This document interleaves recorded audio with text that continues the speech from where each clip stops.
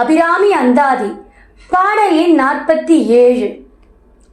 வாழும் படியொன்று கண்டு கொண்டேன் மனத்தே ஒருவர், வீழும் படியன்று வில்லும் படியன்று வேலை நிலம், ஏழும் பருவரை எட்டும் எட்டாமல் இரவு பகல், சூழும் சுடர்க்கு நடுவே கிடந்து சுடர்கின்றது.